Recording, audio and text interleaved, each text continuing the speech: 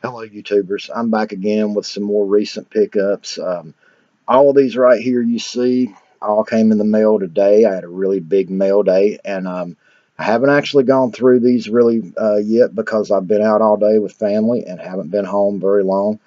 And so I thought I'd do a little video here, another eBay breaks video, because all of these are items I purchased off of eBay recently at bargain prices. And I did take time to go ahead and I took out my pocket knife before I started the video here and went ahead and cut the tops off so it won't take quite as much time to get into these things. And I'm going to go ahead and get into this big bad boy here on the bottom to start with and just see what all we got here. This seller here, I actually won two different auction lots from him, and one of them, okay, he was the guy I won. It was a three-pack lot of sports cards, unopened packs, and something is damaged here. I also won a couple of ticket stubs that I believe are here, game used ticket stubs. I'll get to those in a minute, but something's damaged here. Okay, see, look at that pack. You see how crooked that pack is and bent? Look at the tore front right there. My gosh, that's a damaged pack, all right. This 1990 Bowman, look how crooked and bent that is.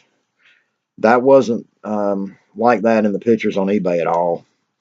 I got that pack, and there was a pack of 1991 Series 1 Leaf baseball and a pack of 1990 Upper Deck baseball, or 91. I'm not 1991 edition Upper Deck baseball. It was three packs. I won them for like $1.12. Free shipping. You can't beat that. But it's a bubble mailer, but there's gum down in here. Gum in the bubble wrapper. Right there, broken pieces of bubble gum. And these old Bowman packs, just like Tops, this was 1990. They still put gum. Apparently, the seller decided to give me his worst pack of Bowman out of his box of unopened packs. Apparently, it's already been tore open a little bit, and that's probably why the gum fell out. But look at that bend in that. Those cards, if there's any Hall of Famers, there's a lot of guys that was playing in 1990 that's in a Hall of Fame now. If there's any Hall of Famers in that, they're probably guaranteed not to be a gem mint pull.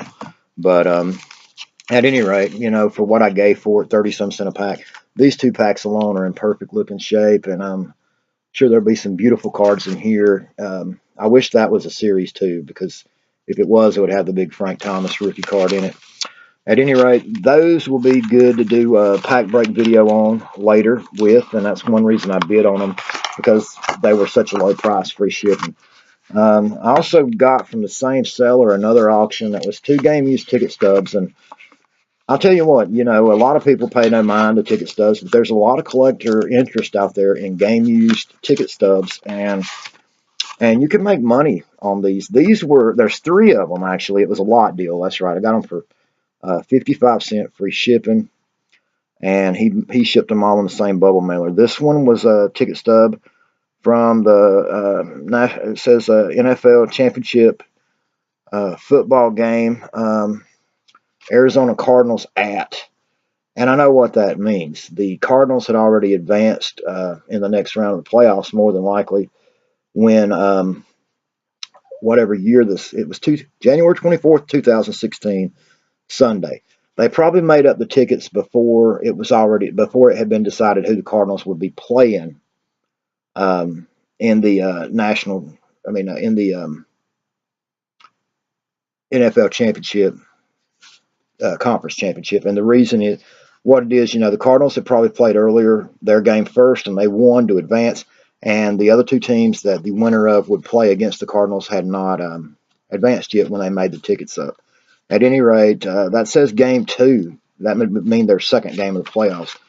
This one right here I like better. It says it's dated August 12th, Friday, August 12th, 2016, and it's got the Cardinals versus the Raiders. And this, or the Raiders versus Cardinals, this would have been from Arizona Stadium. Game one. So it's probably two game set. And that's what it was. They were sold. The tickets were sold that way. And then this other one is actually baseball. It was Friday, April 8th, the Chicago Cubs against the Arizona Diamondbacks. And the thing about ticket stubs that collectors have interest in, like this, what I call raw, they don't usually go for a lot. And you can get them for a bargain price, but I'll tell you how you can make money with these and what I'm going to do with these eventually. You can go down here to a dollar store. You can buy you an cheap 8x10 picture frame. All right, get you a backing, something like a pretty backing that you like. You put the backing that you would put behind the glass. All right, you put these inside of it. All right, you do one, or in this case here it would be two together, but you do them, you put one in the frame, but you go online and you go to, if it's baseball, majorleague.com, if it's football, NFL.com, and you look up that date for that game that's on the ticket stub, and the teams or team, that was playing, to find a box score or any kind of a game information about that game, and you print it out on your printer. Cut your story out, put it in the 8x10 frame with the ticket stub. It goes from just being any old ticket stub to having a story with it. And if it's a game where a player or a famous player, a star or a Hall of Famer did something really big, you've got a piece of history that, all of a sudden goes from being a 55-cent item to being an item that a lot of collectors that are really into sports memorabilia will pay you, 10, 20, 25 bucks, depending on the player, maybe more. If it was a old ticket stub like New York Yankees back in the Mantle days, or Willie Mays, a game that Willie Mays played in, stuff like that. That's how you make money. And that's how you turn just a old ticket stub into sports memorabilia. Moving right along, this next package is from a buddy of mine named Bobby that I bought a lot of things off of on eBay for my nephew over the last month alone. And let's see what these were. This was apparently 4 different auctions. He's wrote down 30 cent, 35 cent, 30 cent, and 30 cent.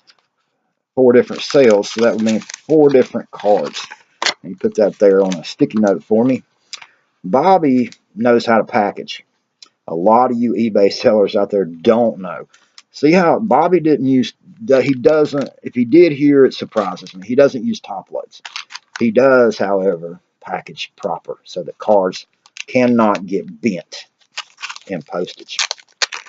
All right, he's got this into what I call a tall boy team bag. And you notice the cardboard there, and that's the tall boy team bag with the sticky top. All right, then he's got cardboard. And what I like about that, see, this is how I would ship if I sold you a card. He cuts a piece of cardboard out the size of a standard card. He puts one front and back, put it down in the team bag.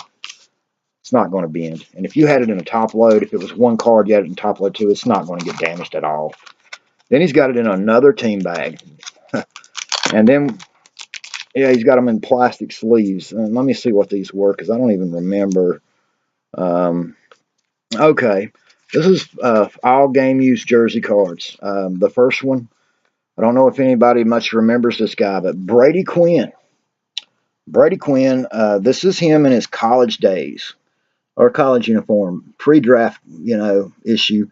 That's him at Notre Dame. And Brady Quinn, this is a game used, authentic, and it even says it on the back of the card here. I don't know if I can get it to where you can read it, but congratulations. Anyway, Brady Quinn, and there's the patch, the white patch, probably from a uniform number on the jersey when he played at Notre Dame. That was a piece from an authentic game worn jersey. Now Brady Quinn, actually 2 of these are Brady Quinn, but Brady Quinn was at one time a really hyped up by the scouts quarterback coming out of Notre Dame. A lot of experts thought he was going to be a superstar. He was drafted as a high draft pick in the first round by the Cleveland Browns. And he never really panned out. He had like one semi-decent year with the Browns when he finally got a chance to start. Because if I remember right, they were still committed to like Tim Couch or Derek Anderson or somebody. But then the Browns traded him, gave up on him and traded him. And he kind of loafed around the NFL for about another 4 or 5 years with different teams. as a second string quarterback, third string quarterback, and finally was out of the league. But that's a nice card, and I believe this one was 30 cent, one of the 30-cent ones that I won in an auction. Free shipping. All these were free shipping. And anytime I can find a game used jersey card for less than $1, I don't care if it's a common player, it's a bargain, and I'll pick those up. You know, that's the kind of cards I like to put back and give to my nephew one day. And here's another one, and this is actually him after he was drafted. And you notice he's got a Browns helmet on here. That's a game used jersey patch, and that was from a Cleveland Browns jersey. And this card here is a whole lot thicker. It's actually this card, 2007. It's also serial numbered. Let me see if I can get that in there. Serial numbered 30 out of 849. That means only 849 cards like this one with a game used jersey patch were made for this particular set, and I've got one of them, and that makes it even more rare. This one here that I actually think is more beautiful of him in his Notre Dame uniform is not serial numbered at all. It is authentic, but it's not serial numbered. And moving right along here, these are not game used jersey cards. These are what they call authentic player worn replica jersey cards. There's a big difference. This is a patch that did come off of a replica jersey that this player wore. This is Michael Huff, somebody we've never, I don't even remember hardly. I do remember him, but barely. And he was like a high draft pick that just, he's never really done nothing to brag about. But at any rate, it's not a game. He didn't wear this in a game. This is from a replica jersey. And what that means is the sports card company paid him money to simply put on a replica jersey that you could buy at any sporting goods store with his team's name on it, wear it for 5 minutes, take it off, and they cut it up into little pieces and put it in the cards. And they probably had him sign autographs because some of these jersey cards will have autographs on them. This one is not autographed. These were 35 or 30-cent one. I think these were all 30 cent. This one was the 35-cent one, but they were all free shipping. And the last one here, once again, it's a replica jersey, but Centerus Moss, and I remember him when he came out of college, and he's never been he was very talented. They thought he had potential, but he's never been like a mega star or nothing. He was just an everyday player as far as I'm concerned. And once again, I got to give a shout out to Bobby out there. If you was to come across my video here, buddy, you really packaged well. And compared to like that first package I got there with that crap, with that busted up pack. I mean, and Bobby puts in bubble mailer as well. I mean, and he didn't really make money. He went in the hole on me because all 4 of those auctions together, I paid him once with PayPal for all of them at one time, but I won all those auctions. But still, time you figure in a bubble mailer, altogether I paid him about $1.25 for those 4 cards. You figure in a bubble mailer and all these plastic sleeves and stuff to protect them, the time it took him to package it with cutting out the cardboard and then taking it to the post office to have it weighed and stamped with the actual postage on it, which was $2.62, by the way, free shipping. He paid $2.62 to ship these to me. He went in the hole by over $1 on just the shipping, not counting the packaging. So, that's what I'm finding. I'm finding a bargain. That's what I call an eBay break. But for my buddy Bobby, it's awful good of him to ship cards like that, even though he took a loss on that sale. All right, moving right along here. The next one, Tennessee ball cards. And I bought a few cards from this guy. He's got them taped together in top loads. At least he sent them in top loads. He sent these in a standard envelope. If you're going to send in standard envelope, people, use this size. It's a whole lot smaller. It's a whole lot better than using those big long ones because the cards slide around too much. Easier to get bent. Both of these here were different lots again.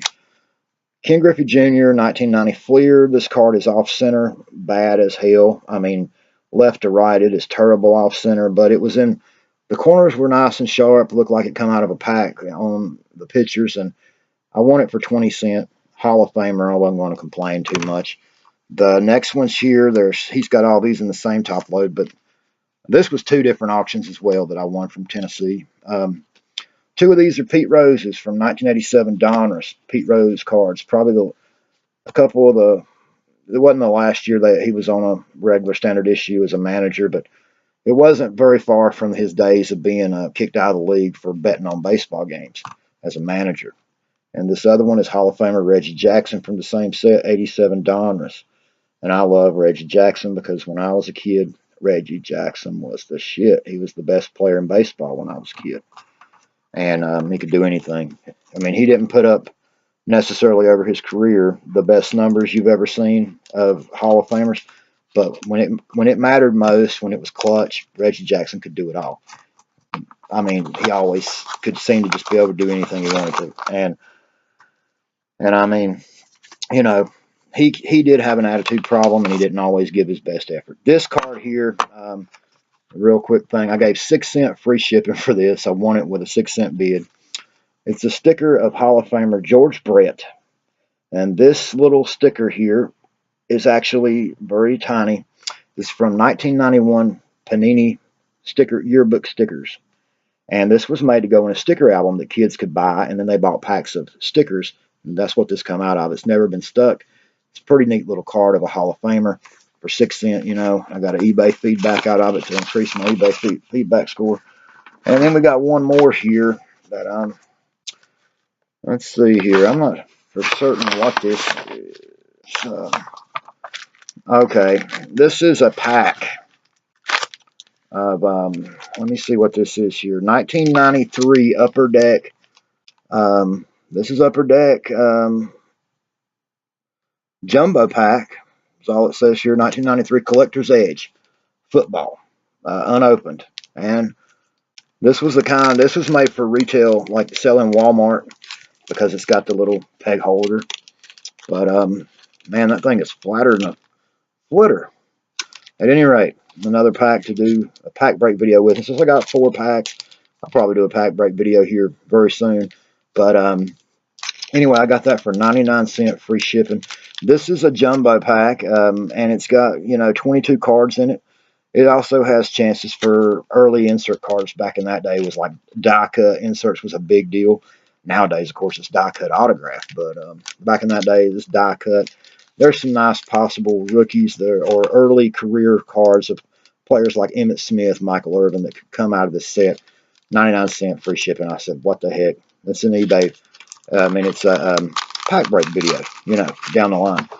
Anyway, that gives me a little go-go juice for another pack break video. And I just wanted to share these with you real quick. I hope you enjoyed them. And like I said, we're 3 days away from Christmas. I hope you have a Merry Christmas and a Happy New Year. Thank you for watching. Check out my other videos. Like, share, subscribe. Have a great night.